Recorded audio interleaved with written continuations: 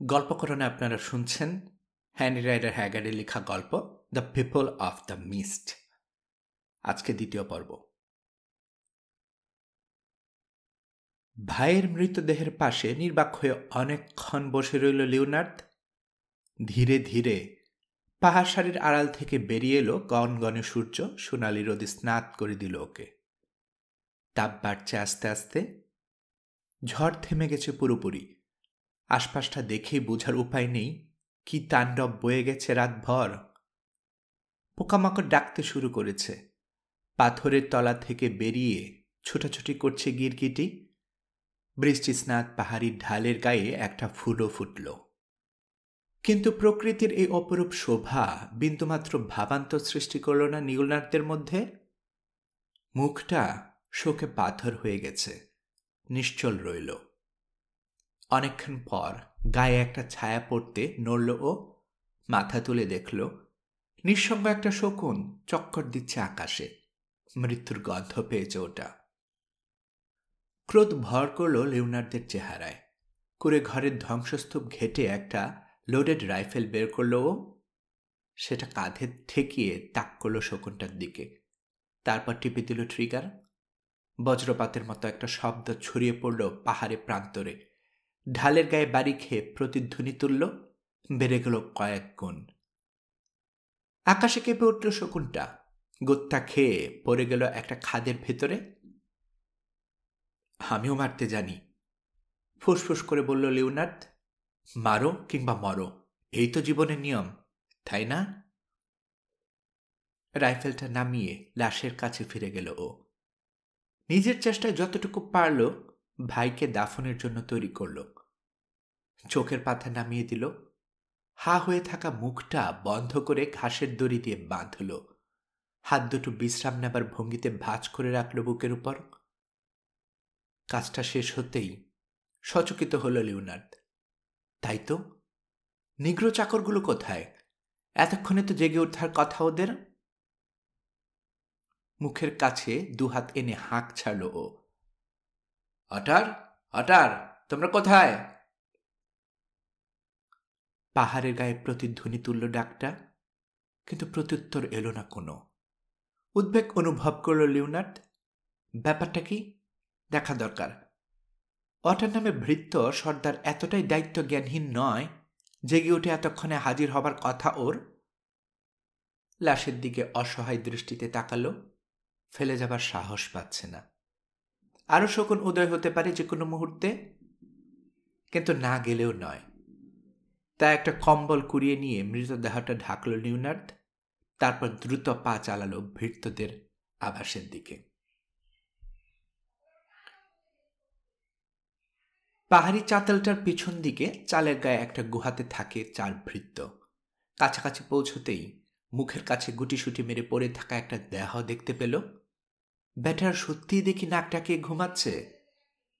কাছে গিয়ে মানুষটাকে পা দিয়ে খুঁচালো ও, কিন্তু কোনো সাড়া পেল না। তাড়াতাড়ি ঝুঁকে দেহটা পরীক্ষা করল। পর মুহূর্তে চমকে উঠল। চিট নাম ভৃত্যটার, সে মারা গেছে। অটার, অটার, চেঁচালো লিওনার্দ। আমি এখানে ব্যাস। গুহার এক কোণা থেকে দুর্বল কণ্ঠ ভেসে উঠল। দুঃখিত, আমার হাত পা বাঁধা, তাই নড়তে পারছি না। আপনাকে আমার বাঁধন খুলে দিতে হবে ব্যাস। তাড়াতাড়ি একটা মেছের কাঠি জেলে গুহার ভেতরে ঢুকলো লিওনার্দ। ওখানে একটা বিস্ময়কর দৃশ্য অপেক্ষা করছিল ওর জন্য। রক্তাক্ত চেহারা নিয়ে ওদের বিশ্বস্ত ভৃত্যটি পড়ে আছে মেঝেতে। মার খেয়েছে নিশ্চয়ই। অন্য 2 ভৃত্যের চিহ্ন দেখা যাচ্ছে না কোথাও। তাড়াতাড়ি কোমর থেকে শিকারের ছুরিটা খুলল, অটারকে মুক্ত করল ও। ধরাধরি করে নিয়ে এলো গুহার বাইরে। ধন্যবাদ বাস, কৃতজ্ঞতা প্রকাশ করল ভৃত্যটি। সম্মান করে 2 প্রভুকে বাস বলে ডাকে সে। শব্দটা স্থানীয়, অর্থ জানে না লিওনার্দ। ধরে নিয়েছে ভালো কিছুই হবে। বেশ কয়েক বছর আগে অনাহারে মরতে বসা অবস্থায় জুলো জাতির এই যুবকটিকে উদ্ধার করে টম আর লিওনার্দ। খাবার দাবার আর ঔষধ দিয়ে সুস্থ করে তোলে। সেই থেকে ও ওদের সঙ্গেই আছে। ওর মাতৃভাষার নামটা উচ্চারণ করা প্রায় অসম্ভব ছিল দুই ভাইয়ের পক্ষে, তাই অটার বলে ডাকতে শুরু করে সাঁতারি ভৃত্যটির অপরিসীম দক্ষতার কারণে। পানির জীব অটার, মানে ভুদরদের মতোই দক্ষ সে। রীতিমতো কুৎসিতই বলা চলে অটারকে, তবে সেটা গা গুলিয়ে তোলার মতো নয়। বিকৃত চেহারা বলা যাবে না, চওড়া কপাল, থ্যাবড়া মোটা নাক, উঁচু মুখ আর গায়ের ঘন ঘোর কৃষ্ণবর্ণ, সবই আফ্রিকান স্থানীয় নৃতাত্ত্বিক বৈশিষ্ট্য। অটারের একমাত্র বিকৃতিটা শারীরিক, মাত্র 4 ফুট লম্বা ও একজন বামন। তবে উচ্চতার ঘাটতিটি বিধাতা পুরো করে দিয়েছে শরীর ভর্তি পেশি আর অমানসিক শক্তি দিয়ে। গাট্টাগুট্টা এক পালোয়ান সে, দেখলেই ভয় জাগে। কি হয়েছে এখানে? ছিট মারা গেল কিভাবে? হতভম্ব গলায় জানতে চাইল লিওনার্দ। হারামজাদা বিশ্বাসঘাতকগুলোর কথা আর কি বলবো? দীর্ঘশ্বাস ফেলল অটার। কাল রাতে শয়তানগুলো আপনাদের ফেলে পালাবার মতলব করেছিল। জানতো আমি রাজি হব না, তাই কিচ্ছু বলেনি আমাকে। রাতে আমি ঘুমিয়ে পড়া পর্যন্ত অপেক্ষা করেছে ওরা। তারপর আতর্কিতে হামলা চালিয়ে বেঁধে ফেলেছে দড়ি দিয়ে। সমস্ত খাবার দাবার, মালপত্র আর আমাকে ধার দেয়া বাস টমের বন্দুকটা পর্যন্ত নিয়ে যাচ্ছিল শোরগুলো। হাসাহাসি করে বলছিল আপনাদের সঙ্গে থেকে নাকি আমি বোকামি করছি, মাটি করে কোনো দিনেই আমাদের পক্ষে হলদে লোহা পাওয়া সম্ভব হবে না। গালাগাল করছিল ওরা। শেষে আমার সহ্য হলো না আর লাফিয়ে পড়লাম ওদের উপর। লাফিয়ে পড়লে মানে? বিস্মিত হয়ে বলল লিওনার্দ। তোমাকে না বেঁধে ফেলেছিল ওরা? তা অবশ্য বেঁধেছিল, নিষ্ঠুর হাসি হেসে বলল অটার। তবে ওরা ভাবতেও পারেনি হাতের চেয়ে আমার মাথাটা অনেক বেশি শক্ত। ষাঁড়ের মতো চিটের তলপেটে এমন এক গুঁতো মারলাম যে ও লোহার দেয়ালে ছিটকে পড়ল, মাথা ফিরে মারা গেল ওখানেই। বাকি দুজনকে অবশ্য কাবু করতে পারিনি, তবে ঝাঁপিয়ে পড়ল আমার উপর তারা। লাথি ঘুষি দিয়ে শরীরটা থেতলে দিতে শুরু করলো। উপায়ন্তর না দেখে মরার মতো এলিয়ে পড়লাম। ওদের আঘাতে একটু টু শব্দ করলাম না। তাই দেখে ব্যাটারা ভাবলো আমি মারা গেছি। গোলমালের শব্দে আপনারা জেগে উঠেছেন কি না সে ভয় পাচ্ছিল দুজনে, তাই তাড়াহুড়ো করে হাতের কাছে যা পেয়েছে তাই নিয়ে ভেগেছে। এমনকি চিটের হাত থেকে বাস টমের রাইফেলটা পর্যন্ত নিয়ে যায়নি। দারুণ দেখিয়েছ অটার, বলল লিওনার্দ। তোমার প্রশংসা না করে পারছি না। বাস টম কোথায়? খুশি খুশি গলায় বলল অটার। ওর মুখ থেকে ওই প্রশংসাটা শুনতে চাই আমি। হাত আর মাথার মতো হৃদয়টাও এখন শক্ত করা অটার, দুঃখী কণ্ঠে বলল লিওনার্দ। বাস টম আজ ভোরে মারা গেছেন। অসুখটা ওর জীবন কেড়ে নিয়েছে। মুখের ভাষা হারালো বামন ভৃত্য। নিজের অজান্তেই চোখ দিয়ে বেরিয়ে এলো দুফোঁটা অশ্রু। করুণ গলায় বলল, মারা গেছেন? বাস্তব মারা গেছেন? হায়, অমন ভালো মানুষটা। ওকে আমি আমার পিতা, আমার গুরু মেনেছিলাম। কালো উনি আমার দিকে তাকিয়ে হেসেছেন, আর আজ? এসো, বলল লিওনার্দ। ওকে বেশিক্ষণ একা ফেলে রাখা যাবে না। গুহা ছেড়ে দুজনে চলে গেল পাহাড়ি চাতলটার কিনারে। কুড়ে ঘরটা নিয়ে দেখে অটার বলল, হ্যাঁ, এখন আমি নিশ্চিত কাল রাতে অশুভ আত্মারা হামলা করেছিল আমাদের উপর, নইলে অমন দুর্ভাগ্য হতে যাবে কেন? চিন্তা করবেন না প্রভু লিওনার্দ, আগামীতে শুভ আত্মারা সাহায্য করবেন আমাদের। হাঁটু গেড়ে টমের দাসের পাশে বসল ও বিড়বিড় করে জুলো ভাষায় শেষ শ্রদ্ধা নিবেদন করল। তারপর উঠে চলে গেল নিজের ক্ষত পরিচর্যা করতে, নাস্তাও তৈরি করবে।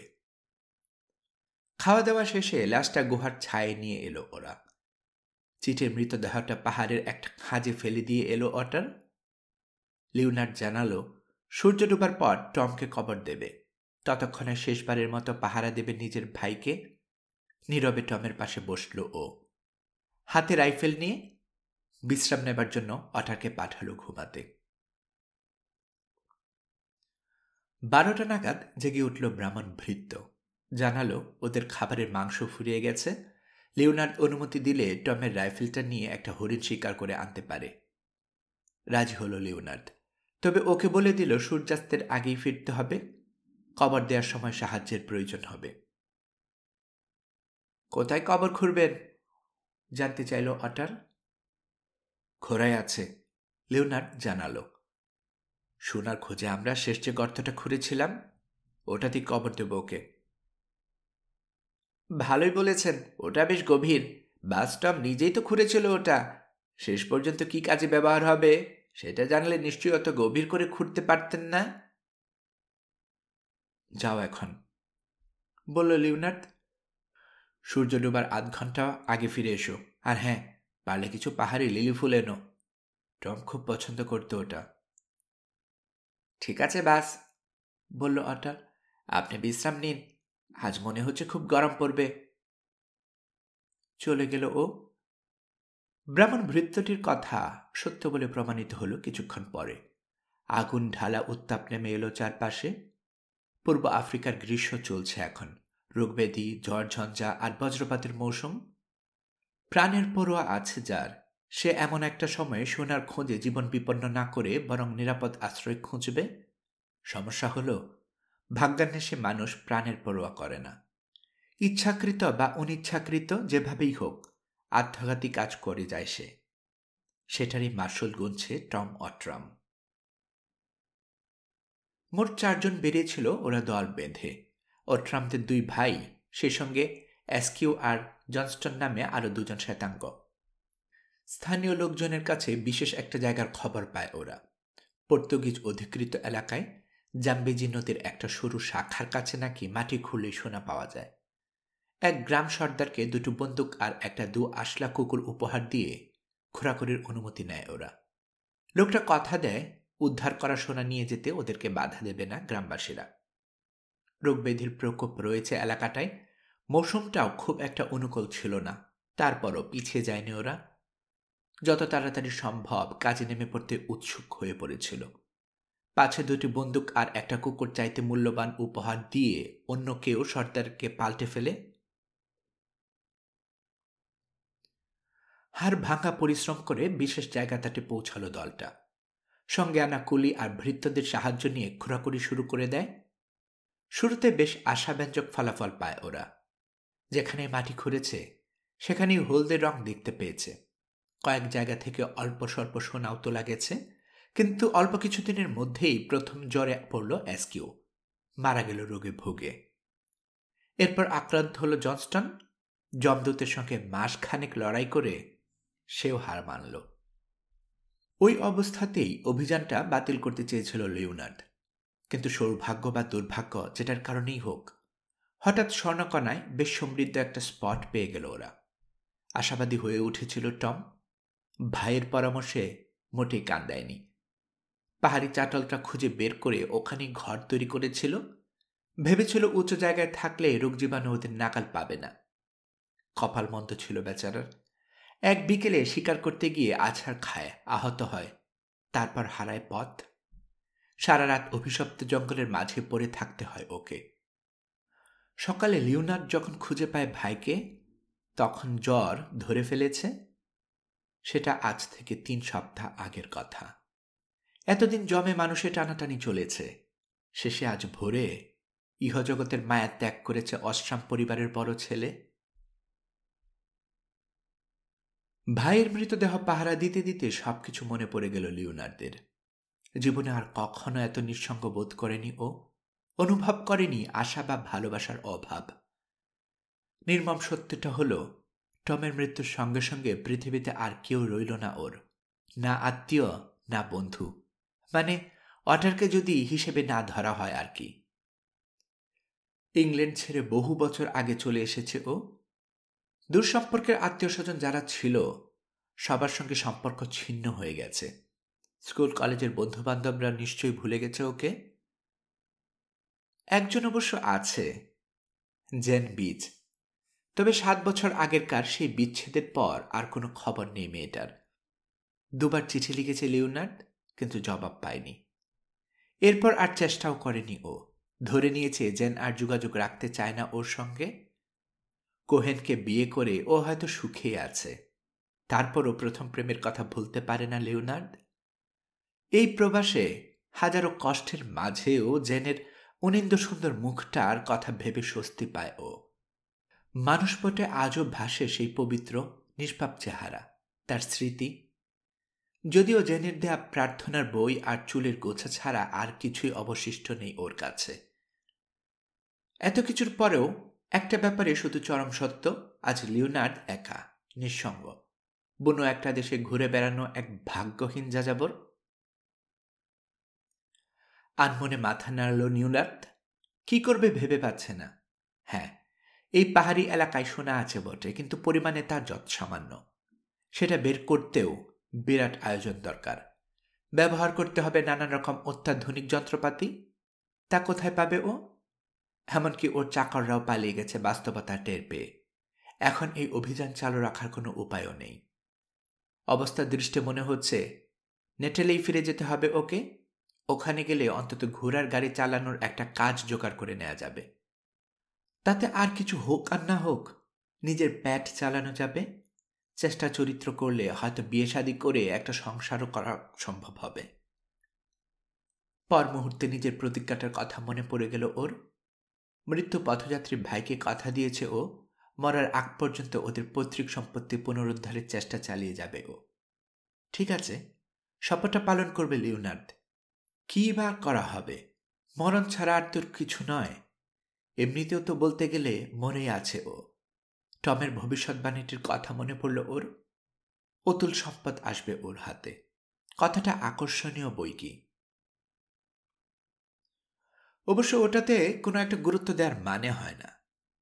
মৃত্যু পথযাত্রী একজন মানুষের প্রলাপ ছাড়া আর কিছুই হতে পারে না কথাটা। টম অস্ট্রাম আর তার সারাটা জীবন সংগ্রাম করে গেছে ধনী হবার চেষ্টায়, যাতে পরিবারের ভিটেমাটি উদ্ধার করতে পারে, ফিরে পেতে পারে মান সম্মান। ওদের বাবা যা নিজ হাতে ধ্বংস করে দিয়ে গেছে।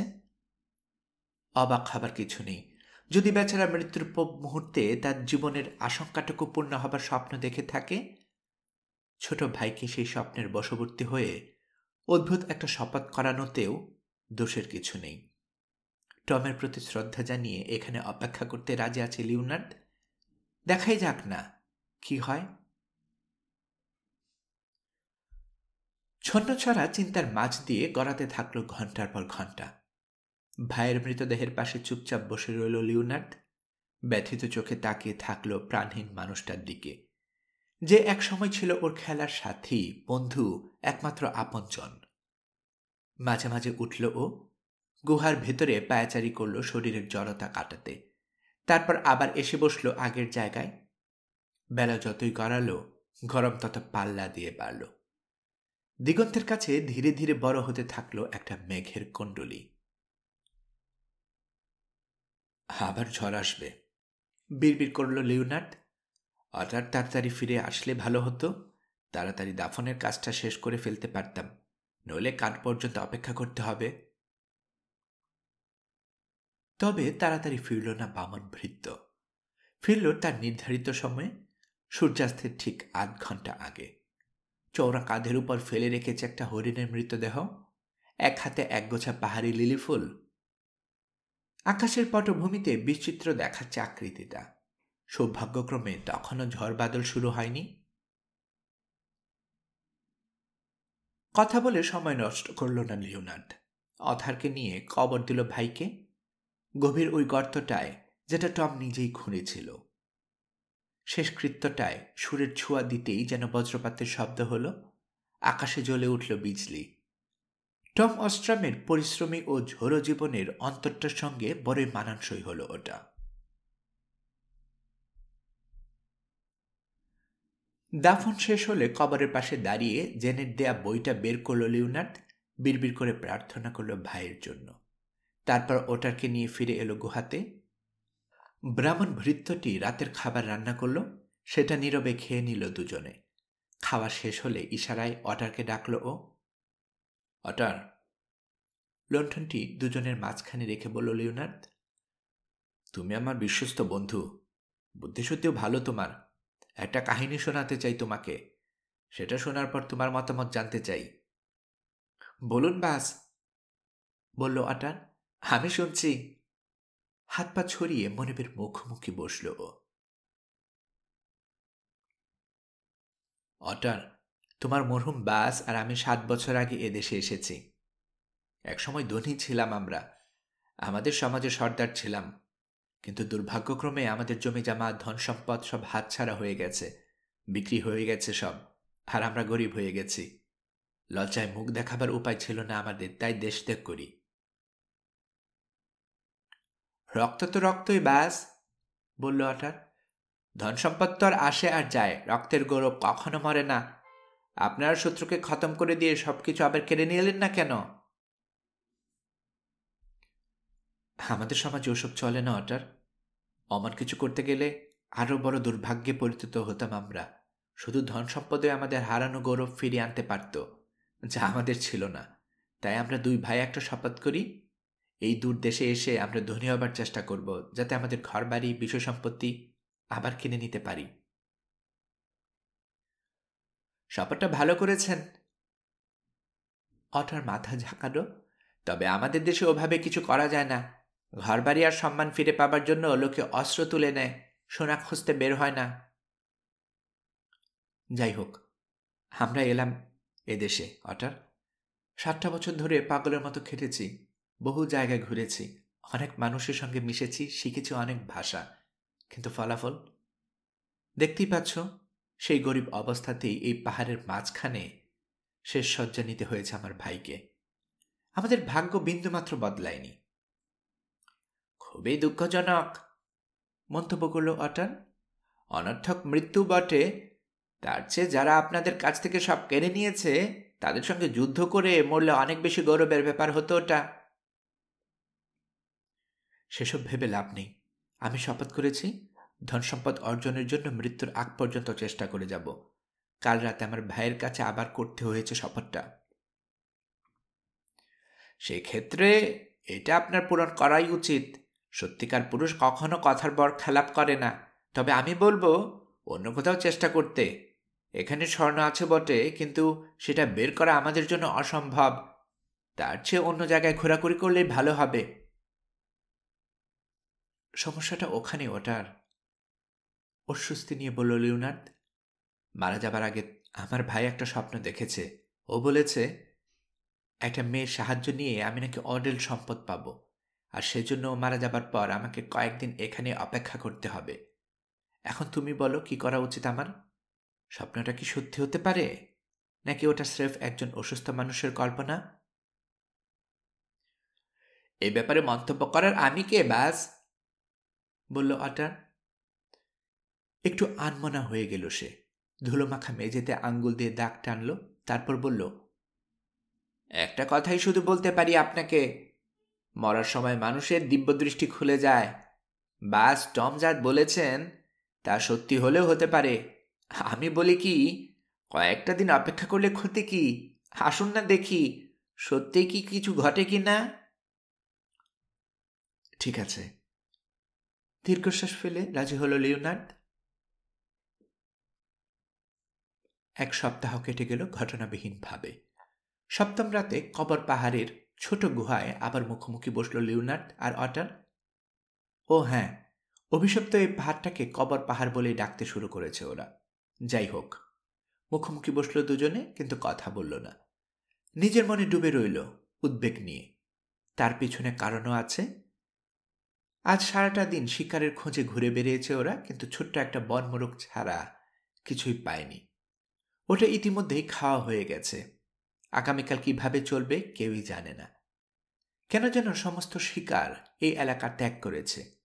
খুঁজাখুঁজি করেও একটা হরিণ বা বন মোষ পাওয়া যাচ্ছে না।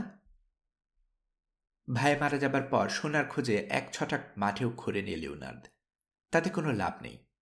অডেল সময় এখনো ওর হাতে। সারাদিন হরিণের খোঁজে ঘোরাঘুরি করবার পরও অলস মুহূর্তগুলোর কারণে দিনে দিনে ভাইয়ের বিচ্ছেদ ব্যথা প্রবল হয়ে উঠেছে ওর মনে। যেদিন টম মারা গেল সেদিন এত খারাপ লাগেনি। তাছাড়া এই প্রথম ভয়ঙ্কর জ্বরটার উপসর্গ টের পেতে শুরু করেছে ও, যেটা ইতিমধ্যে 3টি প্রাণ কেড়ে নিয়েছে। শরীরে জেঁকে বসা দুর্বলতা আর বমি ভাবটার কারণে খুব ভালোভাবেই জানে কেন মাঝে মাঝেই মাথাটা প্রচণ্ড ব্যথা করে ওঠে। টমের প্রাণঘাতী রোগটার সূচনা ঠিক এভাবেই হয়েছিল। একইভাবে ওকেও কি মারা যেতে হবে? জানে না লিওনার্দ, জানার আগ্রহ বোধ করে না। জীবনের প্রতি মায়া হারিয়ে ফেলেছে ও। বাঁচার লড়াই করতে করতে মানসিকভাবে পর্যুদস্ত। মৃত্যু এলেও বরং শান্তি খুঁজে পাওয়া যাবে। তারপরও মৃত্যু চিন্তাটা বড়ই ভয়ানক। কল্পনায় চোখে নিজেকে মরতে দেখে ও। অটার পাশে দাঁড়িয়ে আছে অসহায় হয়ে। তারপর মাটি চাপা দিচ্ছে ওকে চোখে অশ্রু নিয়ে। মাঝে মাঝে ক্রোধ জাগে, কেন এই ভয়াল রোগটা বাঁধবার ঝুঁকি নিয়ে এখানে অপেক্ষা করলো ও।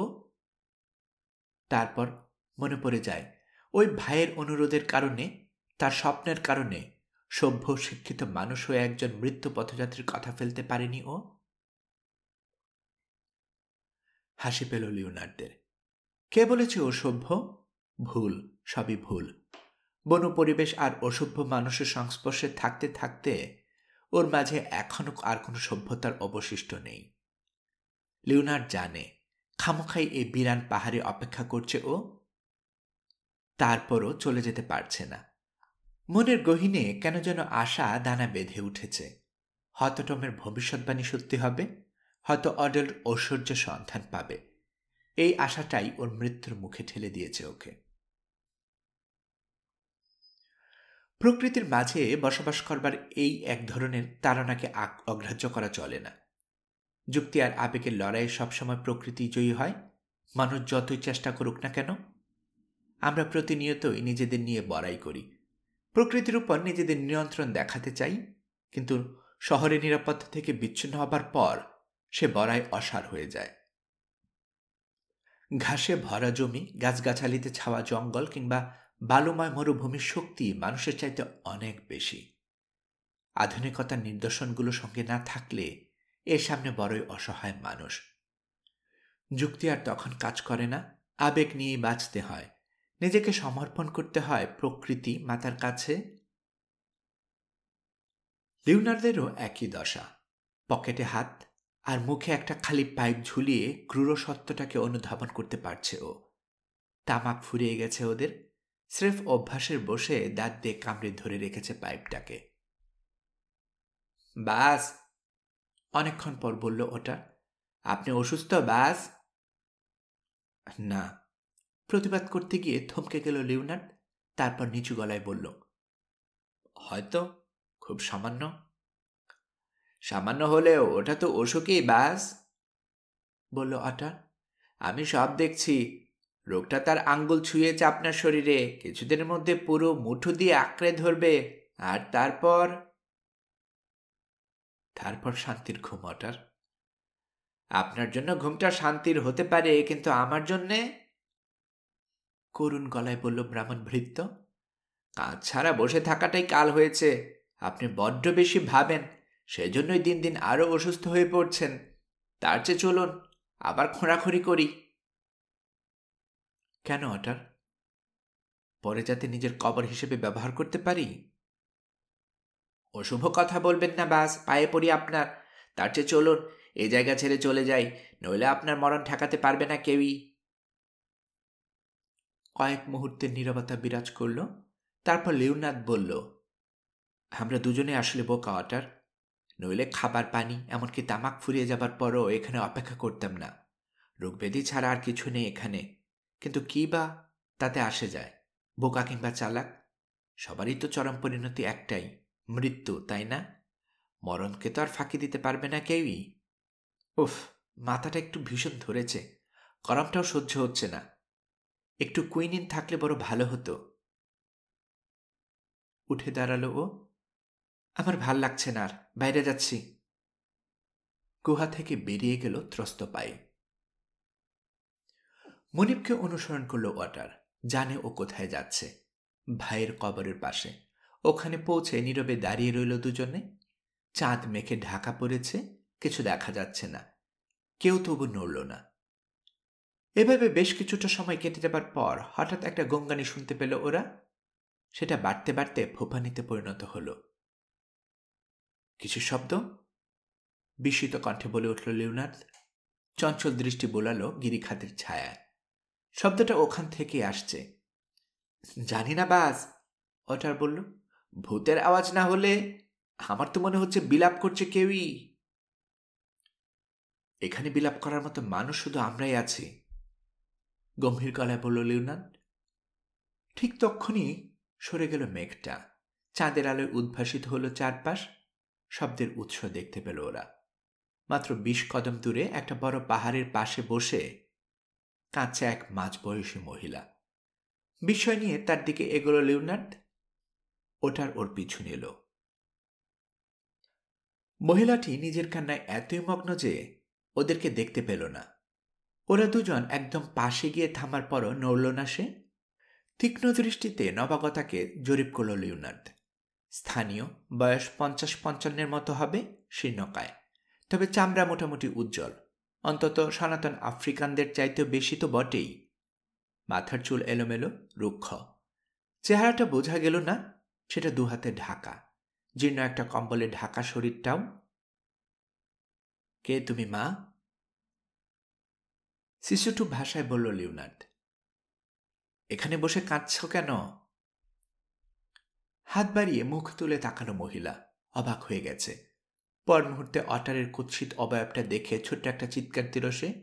বলল, শেষ পর্যন্ত তুমি আমার নাকাল পেয়ে গেলে, অন্ধকারের রাজা। তোমার হাত থেকে পালিয়ে রেহাই পেলাম না আমি, প্রাণ কেড়ে নেবার জন্য তুমি হাজির হয়ে গেলে।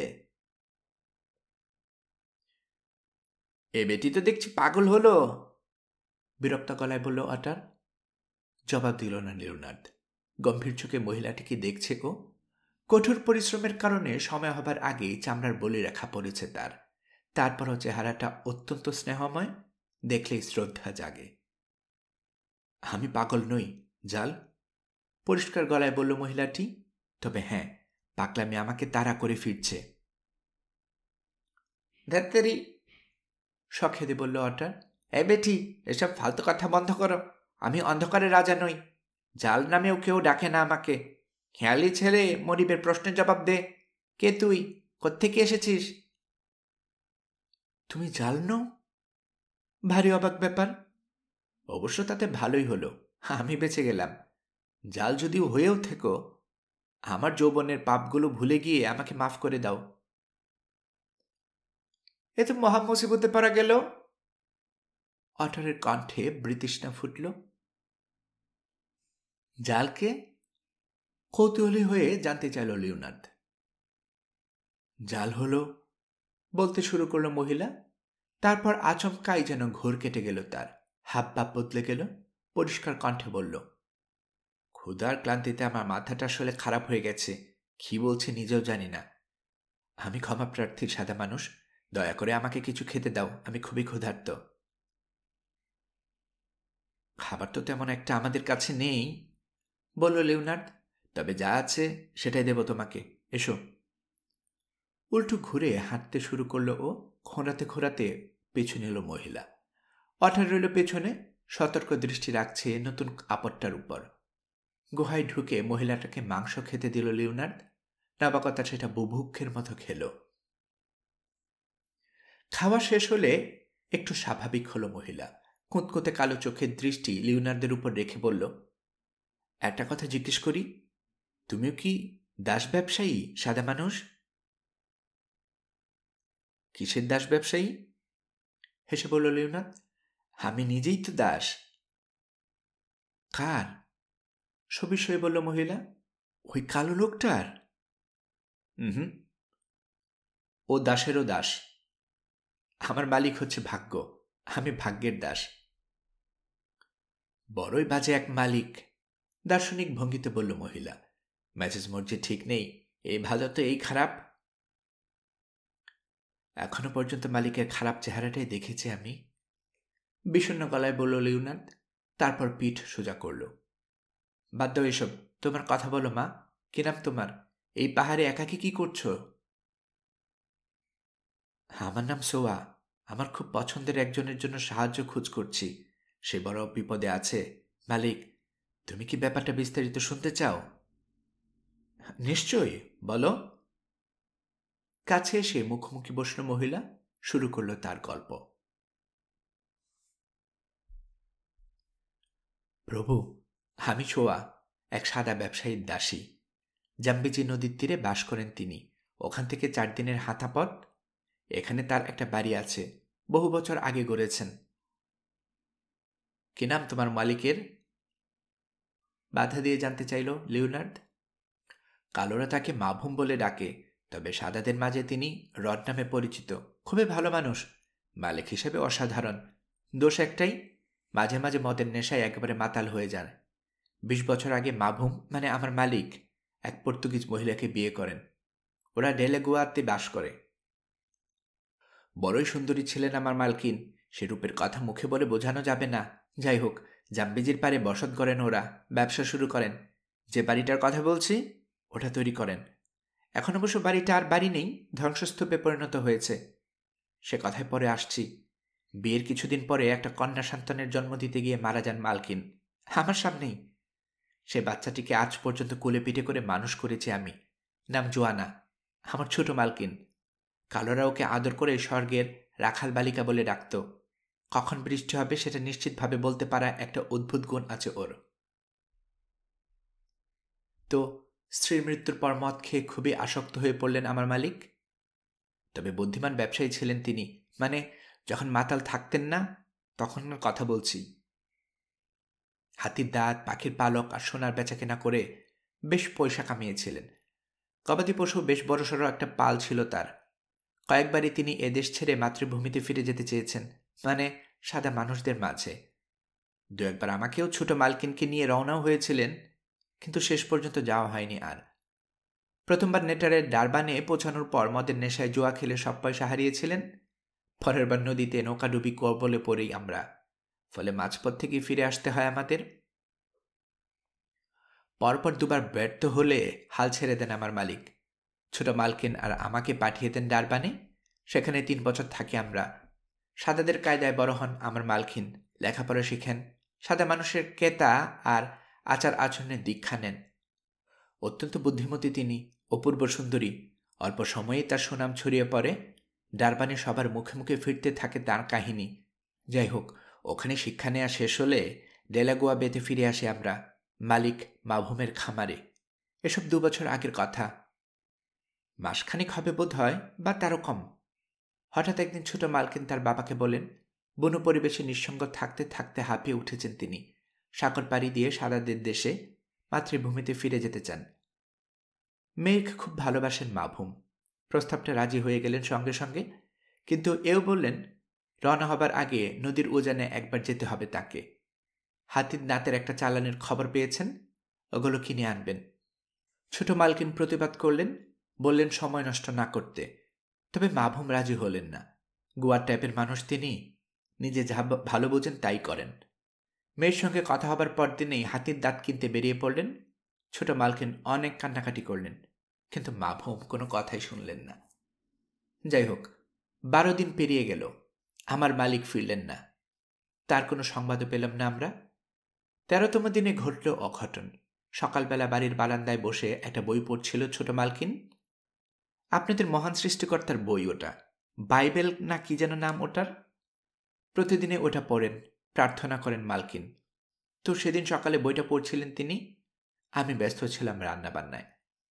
হঠাৎ একটা হইচই শুনতে পেলাম। ঘর থেকে বেরিয়ে বাগানের দেয়ালের উপর উকি দিতেই দেখি বাড়ির বাঁয়ে দেয়ালের উপর একদল হিংস্র চেহারার লোক উদয় হয়েছে। ওদের মধ্যে কয়েকজন শ্বেতাঙ্গ, কয়েকজন আরব, আর বাকিরা দো আসলা। নেতা গোছের একজন বসে আছে ঘোড়ার পিঠে, বাকিরা পায়ে হাঁটছে। ওদের পেছনে সেকলে বাঁধা দাসের দল। বুঝতে অসুবিধা হলো না, এরা কৃতদাস ব্যবসায়ী। খামারে ঢুকেই ফাঁকা গুলি ছুটতে শুরু করলো ওরা। লোকজনের মধ্যে আতঙ্ক দেখা দিল, সবাই পরিমরি করে দৌড়ে পালাতে শুরু করলো এদিক সেদিক। যাদের কপাল ভালো তারা পালাতে পারল, যাদের কপাল মন্দ তাদের কেউ কেউ পিঠে গুলি খেয়ে লুটিয়ে পড়ল। বাকিরা ধরা পড়ল দাসত্ব বরণ করার জন্য। ভয়ে আত্মা শুকিয়ে গেল আমার। ছোট মালকিনের দিকে তাকাতেই দেখি বারান্দা থেকে নেমে পড়েছেন তিনি। বাড়ির সীমানা থেকে বেরিয়ে রাস্তা ধরে ছুটতে শুরু করেছেন হাতের বইটা নিয়ে। বোধহয় সাহায্য করতে চাইছেন খামারের শ্রমিকদের। ঘোড়ায় চড়া লোকটা ধাওয়া করল তাকে। দেয়ালে ঠিক যেখানে আমি দাঁড়িয়ে আছি সেখানে এনে কোণঠাসা করে ফেলল। তাড়াতাড়ি কলা গাছের একটা ঝোপের আড়ালে লুকিয়ে পড়লাম আমি। দেয়ালে একটা ফাটল দিয়ে দেখলাম পরের ঘটনাটা। দেয়ালে পিঠ ঠেকিয়ে কৃতদাস ব্যবসায়ীদের সর্দারের মুখোমুখি হলেন ছোট মালকিন। লোকটা বয়স্ক, মোটাসোটা। এক দেখাতেই তাকে চিনতে পারলাম আমি। ওর কথা বহুবার শুনেছি জীবনে। আমাদের এলাকায় একটা ত্রাস হয়ে আছে লোকটা বহু বছর ধরে। কালোরা তাকে হলুদ শয়তান বলে ডাকে, সাদারা ডাকে পেরুইরা বলে। জাম্বেজি নদীর মুখে ওর একটা গোপন আস্তানা আছে। সেখান থেকে কৃতদাস কেনাবেচা করে এই হলুদ শয়তান। বছরে দুবার রীতিমতো হাট বসে ওখানে। দূর দূরান্ত থেকে সাদা লোকেরা আসে নৌকা ভরে কৃতদাস কিনে নিয়ে যেতে।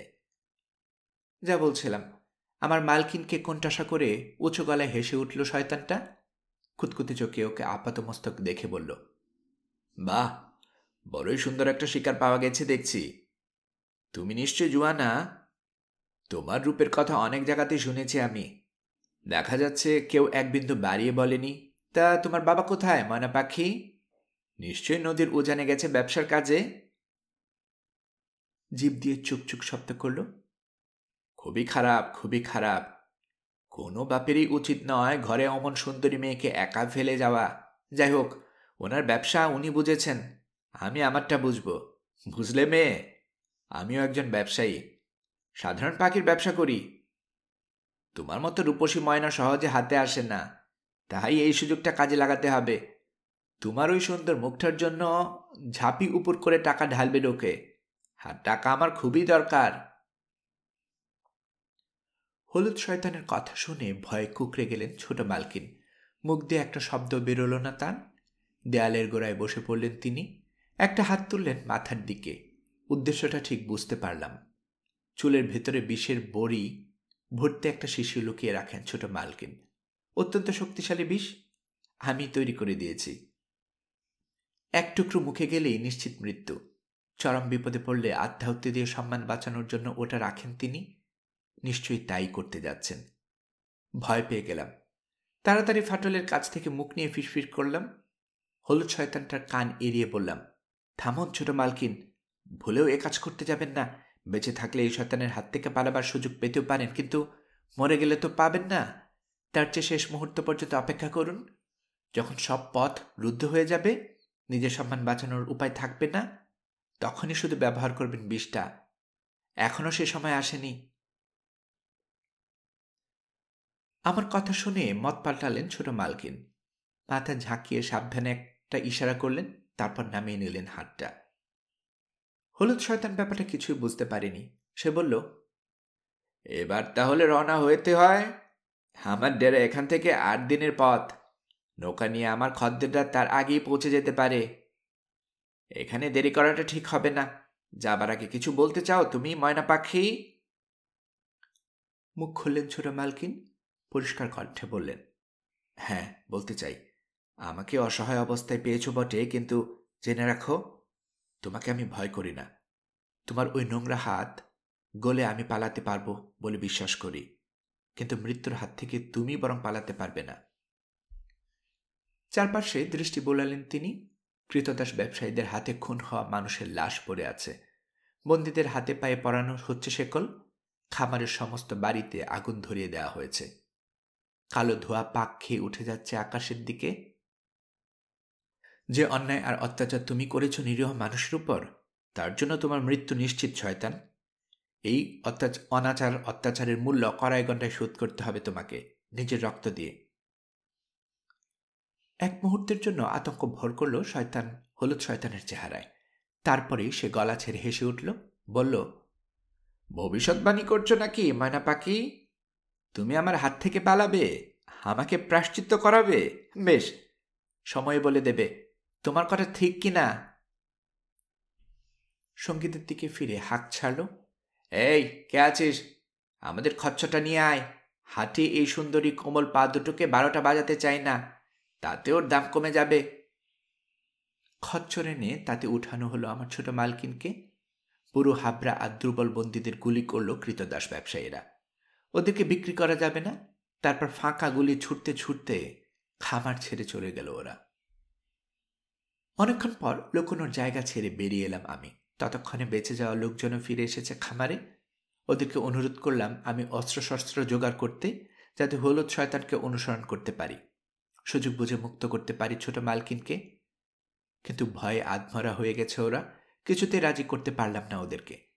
আবার অনুরোধ করলাম কয়েকজন লোক দিতে, যাতে নদীর উজানে গিয়ে মালিক মাভুমকে খুঁজে বের করতে পারি। তাতে ওরা সায় দিল না। শেষে রাগ করে একাই বেরিয়ে পড়লাম সামান্য খাবার আর আমার গায়ের এই কম্বলটা নিয়ে। টানা 4 দিন দাস ব্যবসায়ীদের অনুসরণ করলাম আমি। এরপর খাবার ফুরিয়ে গেল। 5ম দিন আর এগোবার শক্তি রইল না। কোনো মতে একটা পাহাড়ে চড়ে দূর থেকে দেখলাম হলুদ শয়তানের কাফেলাটাকে দিগন্তে মিলিয়ে যেতে। ওটার মাঝখানে রয়েছে ঘোড়া আর খচ্চরটা। মালকিনকেও দেখতে পেলাম আবছা ভাবে। তখন পর্যন্ত তিনি সুস্থ ও জীবিত আছেন, কিন্তু কতদিন থাকবেন সেটাই প্রশ্ন।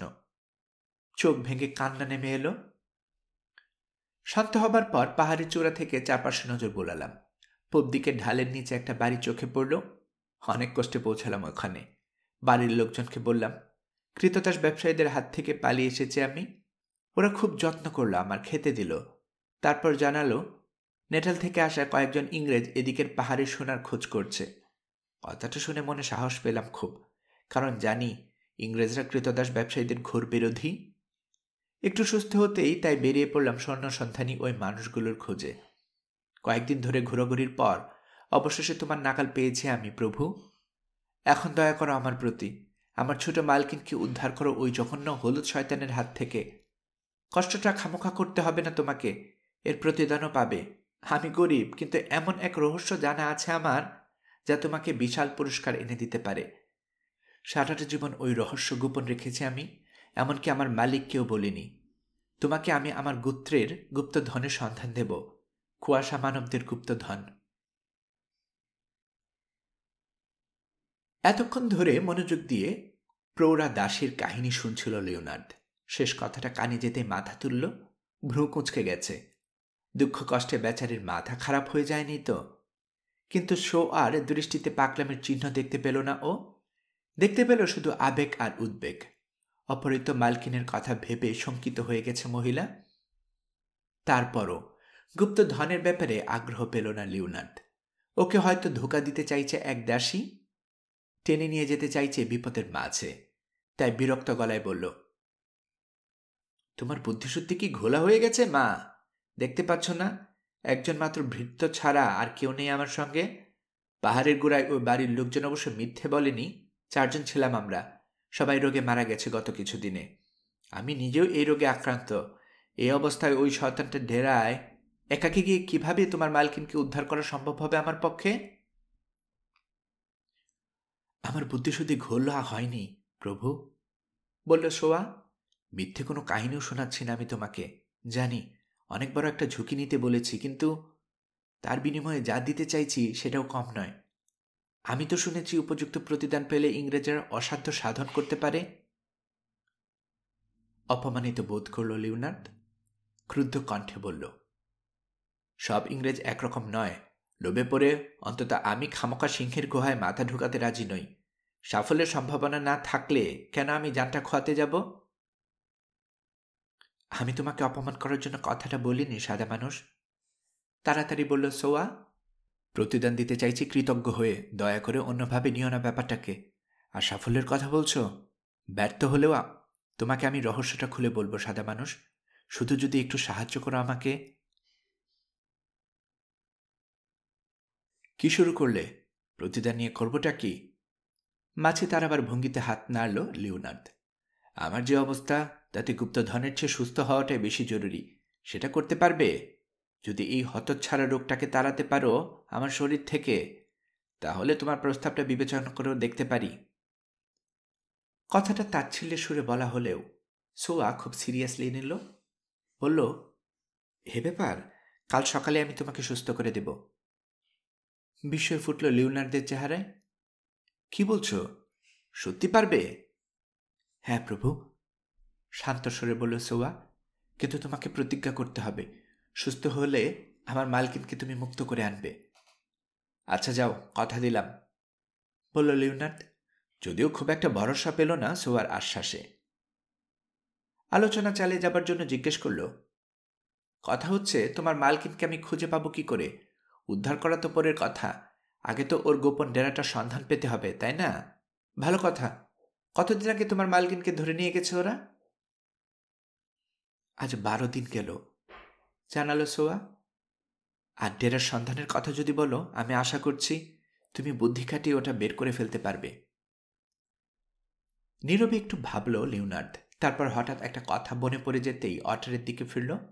ব্রাহ্মণ ভৃত্যটি একটু দূরে বসে চুপচাপ ওদের আলোচনা শুনছে। অটার, তুমি না একবার কৃতদাস ব্যবসায়ীদের হাতে ধরা পড়েছিলে? জি বাস, 10 বছর আগে। ঘটনাটা খুলে বলো। নিশ্চয়ই। চেহারা খারাপ বলে আমাকে আমার গ্রাম থেকে তাড়িয়ে দেওয়া হয়েছিল, সেটা তো জানেন। প্রতিবেশী এক গোত্রে গিয়ে আশ্রয় নিয়েছিলাম আমি। ওদের সঙ্গে একদিন জাম্বিজির তীরে শিকারে গিয়ে কৃতদাস ব্যবসায়ীদের কবলে পড়ে যাই।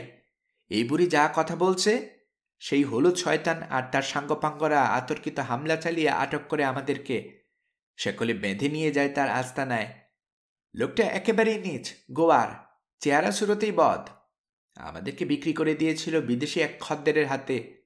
নৌকায় তোলার সময় পানিতে লাফ দিয়ে আমি সাঁতার কেটে পালিয়ে আসি, নইলে বাকিদের মতো জাঞ্জিবারে পাচার হয়ে যেতাম। আস্তানাটার কথা বা পথ তোমার মনে আছে? আছে বাস, আছে। কঠিন জায়গা, সহজে খুঁজে পাওয়া সম্ভব নয়। ভালো মতো লোকানো, চারপাশে পানি আছে। আমাদেরকে চোখ বেঁধে নিয়ে যাওয়া হয়েছিল ওখানে। তবে বুদ্ধি খাটিয়ে পট্টিটার তলায় একটু ফাঁকা করে নিয়েছিলাম আমি। পথটা দেখে রাখতে পেরেছি। পরে তো ও পথেই ফিরে এসেছিলাম। সে তো 10 বছর আগেরকার কথা। এখান থেকে যেতে পারবে এখন? পারবো না কেন? বুক চাপড়ালেন ব্রাহ্মণ ভৃত্য। এই অটার একবার কোনো পথে গেলে তা আর ভোলে না। এখান থেকে পাহাড় সারির গোড়া ধরে এগোতে হবে আমাদের 10-12 দিন। তাহলে লোয়াবুর নিচে জাম্বেজের দক্ষিণের মুখে পৌঁছে যাব। সেখান থেকে নদীর পাড় ধরে একদিন, আর জলাভূমির মাঝখান দিয়ে আরও 2-1 দিন গেলেই পৌঁছে যাব ওই আস্তানায়। তবে আগেই বলে রাখছি ব্যাস, ওটা বড়ই ভয়ঙ্কর জায়গা, অত্যন্ত সুরক্ষিত। অস্ত্রধারী প্রহরীরা দিনরাত 24 ঘন্টা পাহারা দেয়। বিরাট একটা কামানো আছে ওদের। আবার একটু ভাবল লিওনার্দ, তারপর ফিরল সোয়ারের দিকে। ওটার কথা বুঝেছ? মাথা নাড়ল সোয়া। এতক্ষণ রাজভাষায় কথা বলেছে ব্রাহ্মণ ভৃত্য। ওটার এক বর্ণ জানা নেই তার। আচ্ছা, তাহলে বুঝিয়ে দিই, বলল লিওনার্দ। হলুদ শয়তানের ডেরা সম্পর্কে আমার দাসের কাছে জানতে পেরেছি। পেরেইরা বলছিল ওটা তোমাদের গ্রাম থেকে 8 দিনের পথ, তাই না? 12 দিন আগে যদি রওনা হয়ে থাকে, তাহলে মাত্র 3 কি 4 দিন আগে আস্তানায় পৌঁছেছে ওরা। মানে যদি পথে কোনো সমস্যা না হয় আর কি। বিদেশি খদ্দের নিয়ে ভাবনার কিছু দেখছি না। উপকূলে কৃতদাস ব্যবসায়ীদের ব্যাপারে যদ্দূর জানি, অন্তত আরও 1 মাসের আগে জাহাজ ভাসাবে না ওরা। এখানকার মৌসুমটা সাগরে বেরোনোর উপযোগী নয় এখন। আমার কথার মানে বুঝতে পারছো?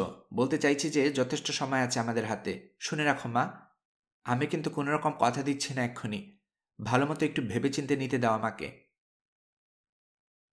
তোমার সিদ্ধান্ত নেওয়াটা অনেক সহজ হয়ে যাবে, রহস্যময় কণ্ঠে বলল সোয়া। যখন পুরস্কারটার কথা জানতে পারবে তুমি, সাদা মানুষ, তবে সেটা আগামীকাল বলবো আমি, তোমার অসুখ সারানোর পর। আপাতত আমাকে বিশ্রাম নিতে দাও। কালো মানুষ, আমাকে ঘুমানোর জায়গাটা দেখিয়ে দাও, বড্ড ক্লান্ত আমি। গল্পকরণে এতক্ষণ আপনারা শুনছিলেন হেনরি রাইডার হ্যাগার্ডের লেখা গল্প the people of the mist এর 2য় পর্ব। আমি নিয়মিতভাবে গল্প পাঠ করে আপনাদেরকে শোনাচ্ছি। গল্প পাঠ ভালো মনে করে থাকলে আমার এই গল্পটি আপনার বন্ধুবান্ধব, প্রিয়জন সবার কাছে শেয়ার করবেন। তাতে করে তারা এই গল্পটি শোনার সুযোগ পাবে। আপনারা ভালো থাকবেন সেই প্রত্যাশা এখানে বিদায় নিচ্ছি।